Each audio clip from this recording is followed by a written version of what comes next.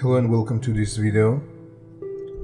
In this video we're going to explore the concept of fate in the native European tradition. This is the first video of this kind and it's going to be a bit of an experiment, but let's see how it goes. So, in the mythology of the European people we find numerous figures or deities which represent the concept of destiny, and who usually appear as three, such as the Slavic Rožanici, Narečnici, Suđenice, and their male companion Rod or Sud, such as the ancient Greek Moirai, or the Old Norse Norns, and other similar figures which through time became various fairies and witches in the folk tales of Europe. They usually appear as three because that is a symbol of time, or rather the perception of time from a human perspective, which is divided in past, present and future. And since man lives his life through time, which is why we often use the word lifetime, then his destiny is within the bounds of time as well. These deities of fate, however, originally stem from an ancestral cult, and they represent our ancestors, or rather the sum of our ancestors. This is evident from the name matres, meaning mothers in Latin, given to these women in eastern Gaul, Germania and northern Italy. Likewise, we see in some Slavic names for these deities, namely the Rožanici and Rod, as their male counterpart, whose names are derived from the root rod, meaning kin, but also origin, birth. In the Baltic and Slavic folk songs and tales, we often find the mother of an individual taking one of the roles of the fates. And in the ethnology of the South Slavic people, we have a recorded ritual in which the oldest woman of the family would bestow the fate of a child at the third day of its birth, during the night. Therefore, it is obvious that she, as the oldest woman, represents the ancestors who bestow the fate of a child. We tend to think of destiny and fate as something mysterious and obscure, but in reality destiny is much simpler than that. Destiny is defined as something which is predetermined, and the reason why in our myths and fairy tales the characters which bestow the fate of an individual are representatives of the ancestral sum is because our fate is literally determined by our ancestors. Think of it this way. We as creatures have evolved through billions of years to become what we are today. And during these years, we have developed a sort of memory pattern by which we all grow and develop. This pattern is what defines who we are as a species, and therefore it is natural to say that a child will evolve to grow in a particular way, which is characteristic for a human being, developing various abilities as it goes. This is predetermined. This is in a way our destiny. In the same way we have developed certain habitual patterns of behavior and recognition which are related to our basic biological needs, such as finding a partner and reproducing. For example, man is naturally more attracted to a woman with a healthy amount of fat, for example, which is noticeable by the size of her breasts and hips, because that will ensure that the fetus will not be malnourished during the pregnancy. Therefore, the chances that it will be born healthy and survive are higher. Likewise, men are more attracted to women who have good hygiene, because that ensures that the household will be clean, and thus the chances that the household would suffer from a disease or death because of an infection and bad hygiene was less likely. We Europeans, or people of European descent, tend to have thicker bone and muscle structure, which is meant to save the energy, as well as to provide the muscles with this energy to maintain a good heat during the winters. This is what we have evolved to do, as our Neanderthal forebears had to survive through the harsh winters of Europe.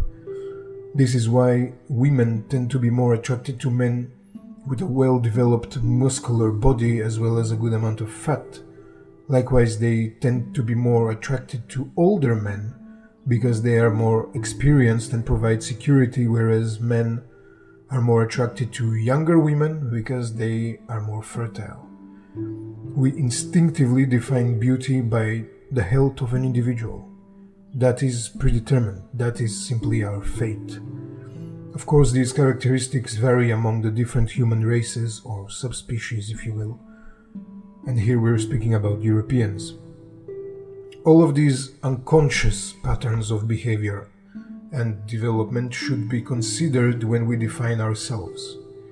That is simply who we are. That is our destiny determined by our ancestors. But our destiny is also more personal and related to our closest ancestors whose lives shaped us as well. So, for example, one's brain size, one's intelligence and health is directly related to the diet of one's grandparents, parents, and especially the mother during pregnancy. In the same way, everything our ancestors faced has left a trail in our being. If your ancestors faced intellectual problems, then it is more likely that you will be intelligent as well. If they did not face such problems, if they had no difficulties to face in order to survive, to memorize, to find solutions, and so forth, then those abilities will gradually decrease through the generations. And this is why it is also important that we maintain a lifestyle which develops our abilities, because the civilization that we live in is just making us less intelligent. In other words, you are born with the advantages that you need to survive based on the lifestyle of your ancestors. And this is usually determined by the placenta before the child is even born. The placenta is the biological representative of the ancestral son. And this is why many mythological symbols refer to it. It is the biological representative of the ancestral son because it is mostly made from the DNA of the father. But these advantages can easily turn into disadvantages if we stop using them. For example, most of barbarian Europe did not have a developed writing system, but had an oral tradition instead, which was memorized and passed down from one generation to another. As writing spread, we stopped developing our ability to memorize, and at this point we barely remember any phone numbers compared to our ancestors who memorized an entire mythical tradition. In fact, I think it was Caesar who noted that the Druids were against the development of writing among the Celtic people because of this reason, because they would stop memorizing the tradition. This is the reason why destiny is bestowed by mythical beings which represent the ancestors, or simply the sum of the ancestors. It is simply their accumulated experience, positive or negative, that is transferred to us and will determine who we become. This could also be done by the midwives who helped the mother give birth to the child, who, by observing the condition of the placenta and the child, could foresee whether or not the child could suffer from certain illnesses or not. They could determine the fate of the child in that way. These midwives are, of course, symbolically represented as the Norns, the Rojanici, the Fates, or the Moirai, who determine the fate of an individual. In the myths, they usually dwell in the underworld, in a cave, in the roots of the world tree, all of which are symbols for the realm of the dead, because they are the sum of the ancestors.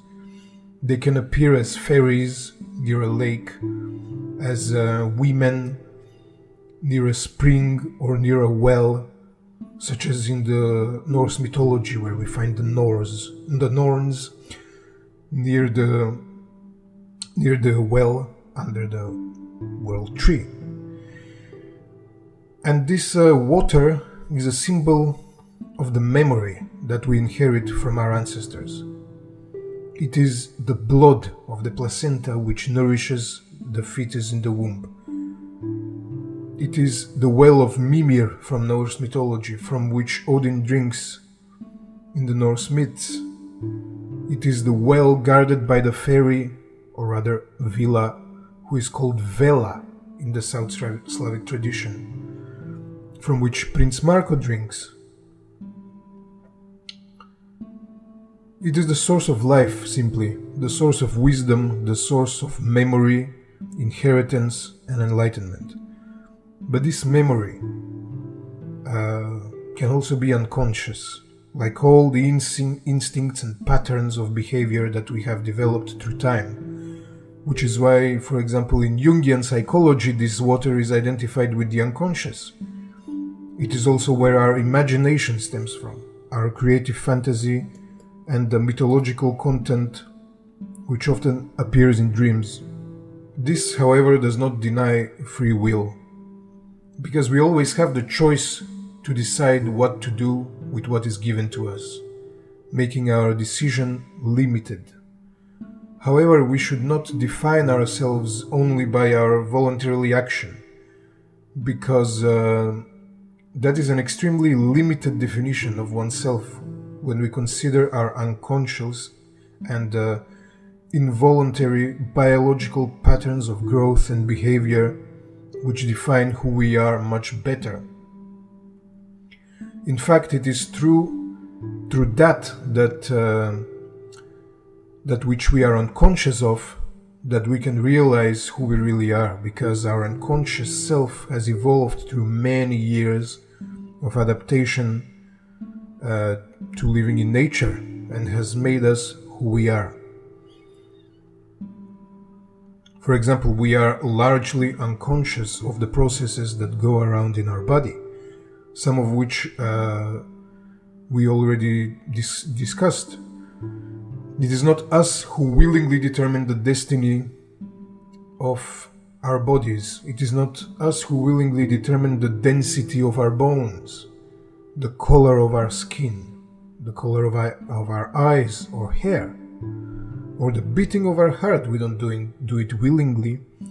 It's happening by itself. It is not us who are willingly breathing, and yet we are all of these processes which are happening themselves. In the same way, it is not us who willingly make the sun shine, and yet we do, because it is thanks to us having the right organ of perception that we are able to experience sunlight and turn that light into colors. At the same time, if the sun had not been so benevolent, we as an organism with the right organ of perception would not have evolved, would not have developed to experience the sunlight in such a way.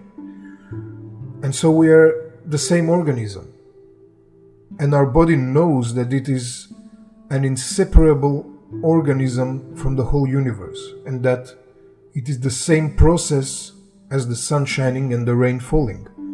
Our conscious mind, however, is not aware of this, because it is simply like a radar, a tool to observe and react to the environment with which we ignorantly identify ourselves. Apart from our biological fate, there is also the individual fate of consciousness, which naturally transforms as a person ages. And it is from the unconscious, from the depths of the waters, from the underworld, where the fates reside, that we suddenly feel a calling, a vocation, so to speak, to become or achieve something. Something which we often refer to as our destiny, simply. This is what makes man rise out of the unconscious identity of the masses, what makes him step out from the herd and its well-worn paths. This is what makes a man walk overgrown paths, finding his own way. This spontaneous and involuntary action or calling is what we call the will of the gods, and what we are fated to do, simply. This is due to the fact that man, when he is born, he is not just a tabula rasa, as they say, a blank slate with unlimited potential to become whatever he wants, but is rather born with a fate, that is to say, the accumulated biological and psychological experience of his forebears, which expresses itself through him. However, because of its spontaneous and involuntary occurrence, it seems as if it is an experience of the opposites.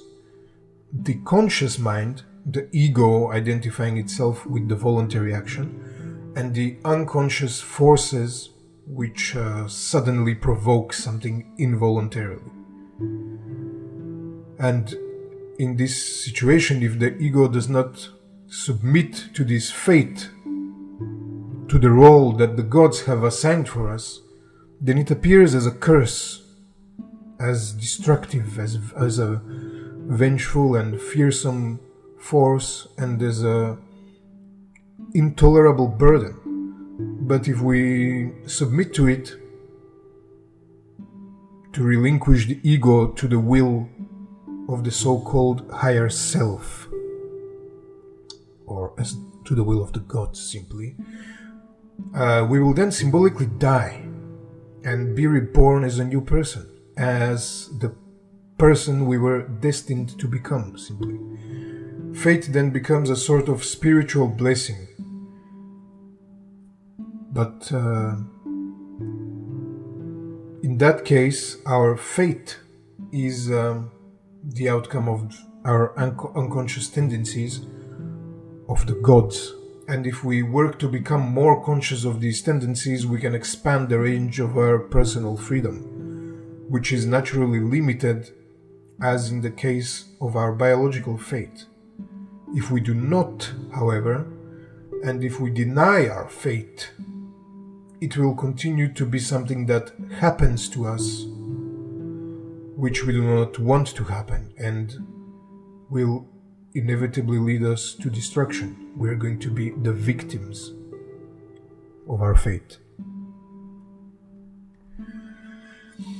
Our myths and fairy tales are full of many examples which illustrate this situation, like the prince that has to go on a quest to find some magic object, otherwise his father will die, or something terrible will happen, and he ends up not only succeeding, but also marrying a princess and becoming a king himself. Sometimes someone or something might be preventing us from following our fate, such as the king who insists that the princess is married to someone he finds suitable when she doesn't want at all. She's in love with someone else. Even the fates themselves can appear in the tales and demand that something is done, otherwise something terrible will happen. Likewise, this positive or negative personification of fate can appear as beautiful or ugly woman in our myths and in our fairy tales. In the Norse sources, for example, we see not only the Norns as the three women, but also as individual followers of a person.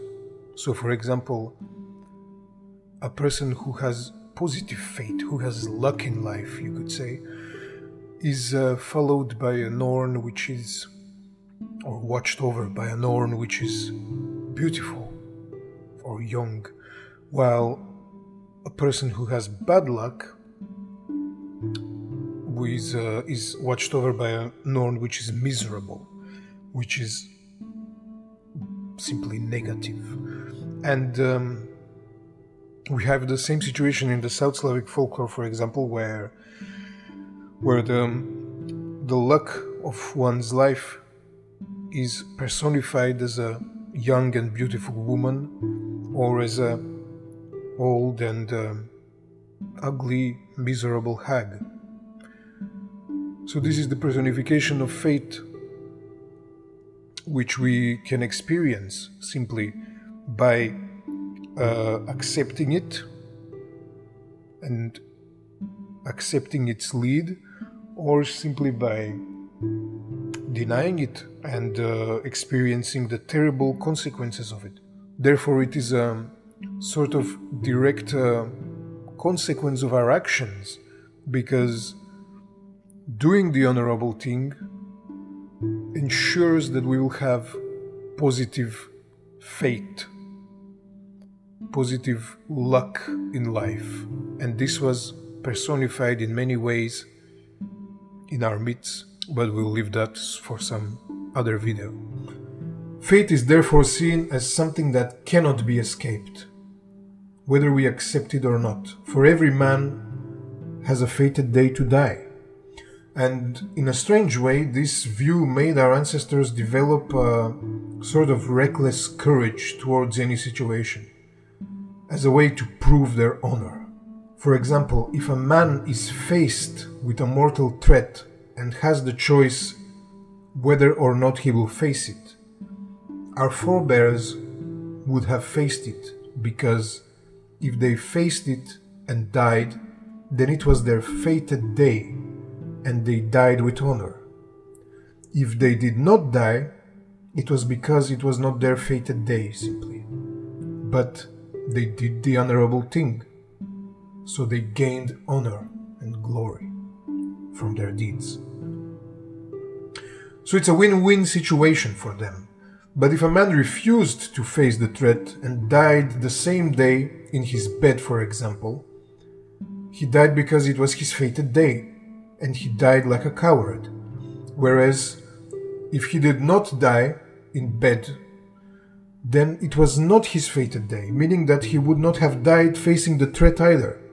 So he would have to continue living in shame all his life for not doing the honorable thing. But in our mythology, even the gods sometimes refuse to accept their fate. For example, Odin, who learned from the Volva, the seer, that he was fated to die during Ragnarok, killed by the wolf Fenrir. Because of this, we see him in many situations indirectly creating conflict between people. Actually, not even indirectly, but directly, simply because he is disguised. They don't know that it's him, so it's indirectly, but he was creating conflict between people consciously, and especially among famous warriors, or he was even killing people himself because he was building an army of fallen warriors in Valhall, preparing to face his fated day with the attempt to change it. But the fate cannot be altered. And an especially interesting example of being taken over by fate in our tradition can be seen among the so-called mediums, that is to say folk healers, or sometimes even called saint healers, which were once widespread throughout Europe and share many characteristics with shamans. The way of becoming a folk healer was by being in contact with the other world and beings associated with it, which with the appearance of Christianity replaced our deities, ancestors and heroes, but not entirely. So during the Middle Ages, in many parts of Europe, healers and seers who worked with the aid of Christian saints or God himself were called white witches, and were opposed to the so-called black witches who worked with the devil. Of course, this division is a result of Christianity and cannot be attributed to our pre-Christian forebears. And although these folk healers were in contact with beings which they described as God, Jesus, angels, a certain saint or the Mother of God, we cannot be certain of who or what they really saw, and to which degree they were telling the truth given the circumstances at the time. It is also possible that they simply did not know what they encountered, and gave these entities a Christian name to explain their experience. So, for example, in the South Slavic tradition, aside from the saints and other Christian figures, people very often describe an encounter with Vili, or Samovili, as they're called. They were imagined as beautiful young girls with long blonde hair, long white dresses, often with wings, sometimes carrying a bow, and so forth. They are what we would call today fairies. And they are beings from our pagan past which have survived the process of Christianization. So one of the ways that a person would come in contact with these beings, pagan or Christian, was by hearing voices, which told the person that he must become a folk healer. Otherwise, his life or the life of his loved ones would be threatened by a disease and death. Another way of communication was through dreams and visions. The dreams and visions of folk healers show a high degree of correspondence to folk beliefs and mythological narratives about the other world, and the ways one may enter it, such as, for example, climbing a tree, climbing stairs, climbing a ladder or a mountain, or descending through a cave, descending through a hole, as well as crossing a body of water by a bridge, often thin as a hair. The healer's spirit is said to visit the other world when the person is asleep and dreaming, or is in a coma. The healer's spirit retrieves knowledge and instructions from the other world and returns to complete its mission in this one. People believed that the state of dreaming and death are very similar, which is why death was often referred to as the big dream, and dreaming was called small death. So in the dream, the future healer meets the being who orders the future healer to return to the world of the living and to start performing the task that is now his mission. If the person selected to receive this secret knowledge rejected the mission assigned to him, he or she was punished because he was simply going against the will of God, or the gods, the ancestors, the fairies, and essentially against his own fate. That's the point. When a person goes against his own fate, terrible things will happen, such as in our fairy tales. This can be seen by several ethnographic records from the 19th and early 20th century on the territory of modern-day Macedonia, for example, where a woman claimed that her 4 children had died because she did not want to work as a healer. Finally, her own life was threatened by God. As she says God, but we don't really know what she saw or experienced. But she describes it as God. And God told her, "If you do what I order you to do, we shall hold on to this straw. But if you do not, and if you refuse, we shall push you of this straw, and you shall fall down, and you shall be no more, while I shall fly away." And the woman accepted the task which was given to her. She recovered from her illness and became a healer. And as a reward for the healing she did, she bore several sons. In many cases, after the person finally accepts his fate and becomes a healer, he is almost always instructed by the Samovila or some other being about how to perform the healing of a certain patient. So, from this short example and the surviving information about these practices in our recent times, we can observe how some of our forebears were able to communicate with the gods with the ancestral spirits and other similar beings, and what the concept of fate meant to them.